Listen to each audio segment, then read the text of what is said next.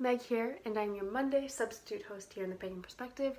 So this week is Wildcard. We get to choose from any topic that has already been covered by the regular hosts, or we can completely choose a topic of our own that hasn't been covered but that we feel could be valuable to the channel and interesting to you, the viewer. So here goes. I did want to talk about, it was a question that was asked, I can't recall when, but it was regarding to where we are now, where we live now. Does it have any influence on our spiritual path whatsoever? Now, for me, I do come from New York State in the United States. I grew up in the Adirondack Mountains, and I felt this need to get out of there. I was looking for home, and I just didn't feel it there, so I had to find where it was, and something told me to come to Europe, and so to Europe I came. I figured when you have nothing to lose, so just give it a go and live. So I came to Europe, and I ended up in France, and 15 years later, I'm still here. So it definitely has had its influence on my spiritual path. Now, I think the biggest influence that it has had, it meaning living here in Europe and especially in France, is that I found this new freedom, a real, true freedom to be who I am and to find who I am along the way of expressing myself. I think that's English. In that, growing up, we could debate whether it's due to my age and still trying to find who I am, not having the proper resources or even the terminology to use. We could debate that, but I think it was also the community that I was living in. It just was not accepted for me to be different, and especially for me to have a spiritual path that vastly differed from what I was being raised in and what the community believed in. And so I always felt that I had to hide who I was, that I could never really fully express myself. And so this move to Europe and finding myself in a land that is so diverse and surrounded by other diverse cultures, that we have to accept people's differences, because it could ultimately lead to war if we don't. And war would more likely than not be on homeland. We just have to accept one another for who we are, just to avoid conflict. And not just that, but I think because of the conflict that Europe has been through, they've just grown wise through it and realized that war is not the answer and that no one really wants war. And so let's try to avoid it at all costs. And by having this experience and this history, they're able to really just accept others for who they are and allow for, especially the French, they take very great pride in their separation of church from state. But even though there is this separation of church and state, they're not against anyone having a spirituality or religion. They also do pride themselves in being like a logical thinking, a reasoning people.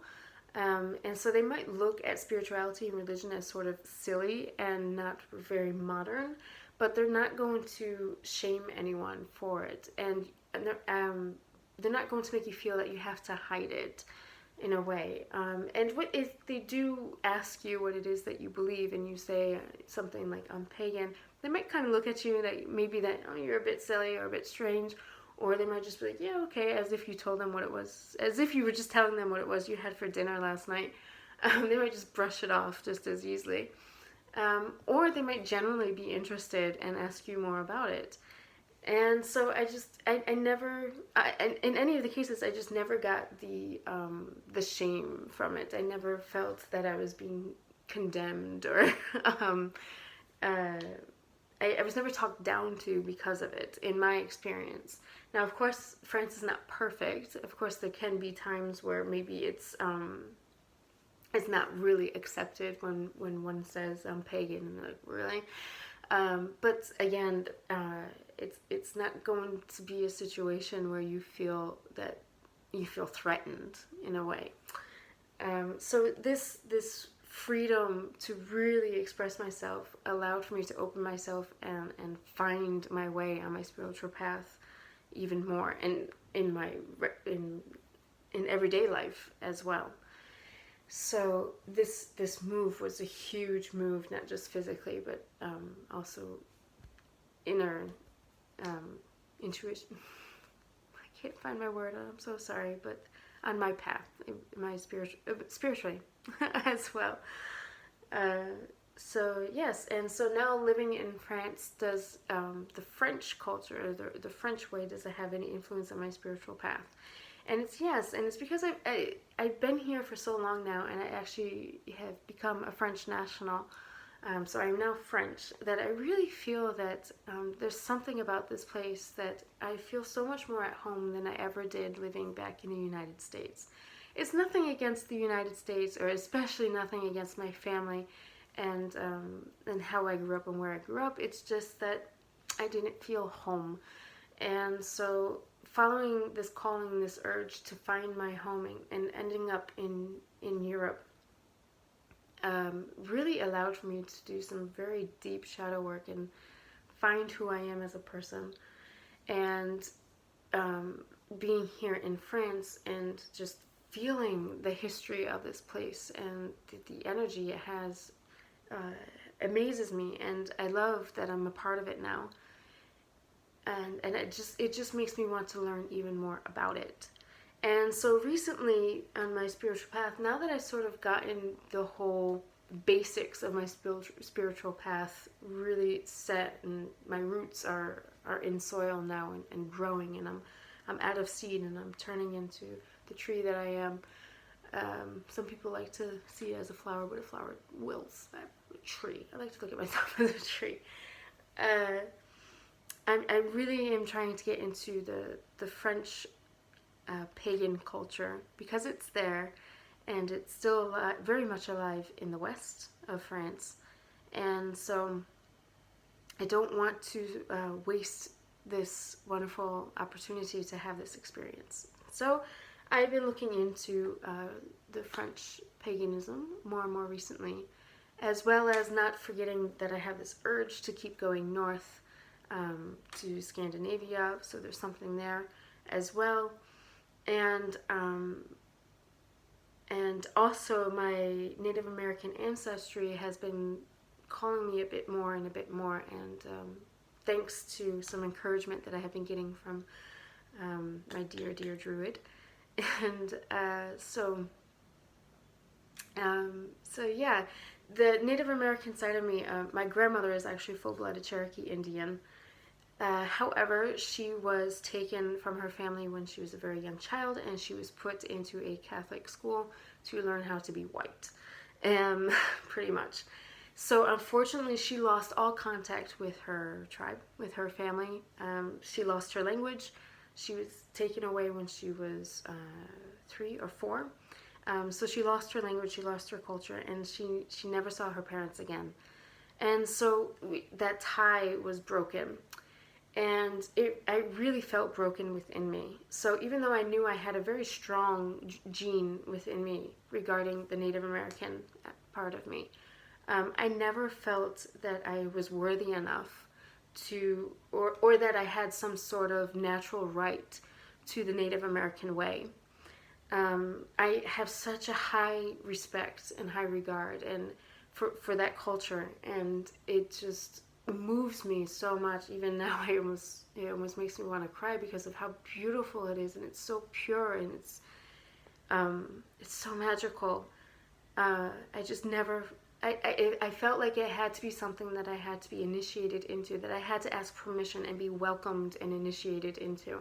I didn't feel that it was my place, just because I have the DNA, to just jump right in and call myself a shaman, or call myself, or say that I follow a Native American spiritual path.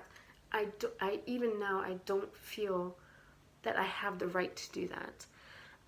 However, I'm now starting to think that I need to start to understand it more, because there have been things on my path that are actually pretty Native American that I've just done naturally. or that just happen naturally regarding my dreams and animals and so on and so forth. And that I can't ignore it anymore, and I can't push it aside. I need to look into it. And so I think in that aspect, I will be, taking that journey back home to sort of figure out what's going on there. But I really think that it's important now at this point in my life, and that something's telling me to listen, to heed to its call, and so I must. But with that said, I'm here in France, and so I still have this need as well to connect with this land that I now call home, that I am now a national of. And so I've been looking into the French paganism, and I come up with two very strong things, where we have Gaulish paganism, and then we also have Brittany. We have Brittany, which is like Little Britain. So you have Great Britain and you have Little Britain, and the people of that land. And so I'll start with the Gauls.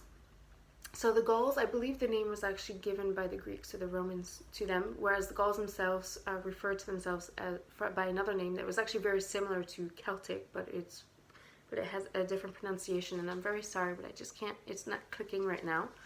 However, I will leave some links below to help you get started if you're interested at all in the Gaulish paganism, and you're really new to it. There's a fantastic article that I'll link down below by one of the leading Gaulish pagans, who's also a druid, because you'll find, as in with most Celtic people, where the Gauls themselves were a Celtic people, that they have a very druid root to them. And so this day and age, even though Gaulish paganism is relatively new, it's only been around for a few decades, or well, not a few, but decades, not centuries. They've only been able to put together from the bits and pieces that they find in archaeological digs and in a bit of the Roman and Greek history. But it's like we don't have enough information on it to really have a very strong founded religion. That said, though, because it's so close to the other Celtic ways and the Druid ways, there have been leaders such as the one that I will cite down below that have been able to somewhat put together a spiritual path for those who would like to start or look into the Gaulish paganism. So the Gauls themselves were, like, as I said, a Celtic people. However, they were not a united Celtic people. They were actually a group of clans that were spread throughout what is today France, all the way over to Turkey. So as their folklore and their gods and goddesses and their language even were very similar with one another, they would change in reference to the land that they were living in. So a Gaul in what is now France would not have had the same stories or symbolism as a Gaul that was living in Turkey at the time, for example. So that's why Gaulish paganism as well is a very vast spiritual path, because there's differences. There's so many differences. It's not like most Native American paths where they have very similar, even though different clans, they have very similar symbolism because they were pretty much in the same sort of land they were on. They have the eagle and the bear and the snake and the turtle symbolism for the most part, whereas the Gaulish clans, the symbolism can really differ from one another, just because you're going from a land in France to a land in Turkey, where there are quite a bit of differences regarding the land itself and the creatures on the land and so on and so forth. So if you're going into Gaulish paganism, you might actually want to focus on one certain area of the Gaul people. You might want to focus on the Gauls that were living in the more in the Mediterranean part, rather than the Gauls that were living up north of France or more towards the west of France. Quite a bit to look into regarding it, so good luck. That said, so they were Celtic people, but they were not a united people. They were all clans, and they actually fought a lot between one another. And so, unfortunately, they lost a lot of their history because of it. Now, when the Anglo-Saxons came in and pushed them down, and then the Franks came in and just pushed them away, that's when it really just kind of went out for them. However, the Celtic nation that did last and is still alive to this day are the Bretons, who are now in this area. They used to have all of this, but then the Franks came in, and so now they have this area of what is now, it's still considered France, and it is one of the 6 Celtic nations. Their language is still alive to this day, as well as their folklore, their music, and their traditions. And it's a very rich, rich culture, and they're very proud of themselves, and they should be. Brittany is sort of the pagan Mecca here in France, and it's a place where we really feel the history and the energy and the power of the place. Just when you go there, you feel you're in the land of the pagans, and you see the Triskel everywhere. You see a lot of pagan symbolism everywhere, and even just their everyday life, the way they live, is just so naturally pagan, whether they mean it to be or not. Of course, because of the I don't want to say the Crusades, but I'm looking for, it might be the Crusades. When Catholicism was brought into France by the Franks, I do believe. Some did sort of adapt the Catholic way, but the pagan way is still very much alive. And so that's where I am in my spirituality now. Because of living in France, I have this need and this urge and this will, this want to really immerse myself in the local, if you will, the national, what's the word I'm looking for? The French pagan way and what there is. So yeah, the Gaulish paganism, I don't feel a calling to actually follow it and incorporate it in my path, but I do feel it's important to know the history of it. But the Brittany, I can't deny it. I think it's gonna play a big role in my life. So there's that. Yeah, and then hopefully maybe find out what it is that I need to know regarding my Native American ancestry, and how if it is going to have any influence more than what it does now on my spiritual path. So I hope this helps you to get to know me a bit better and get to understand my path. Again, if you're interested in the Gaulish paganism, look at the links that I will put in the description below. And yeah, so where I live does definitely influence my spiritual path. So France has opened me, it's given me this freedom and opened me even more, and it's allowed for me to not just tap into where I'm coming from genetically, but also everything else that this world has to offer. Because living in Europe, we're surrounded by all these cultures and all these ways of lives. It's just so natural to explore, and so I love that. So yes, so until next time, I really thank you for watching, and safe journey to you.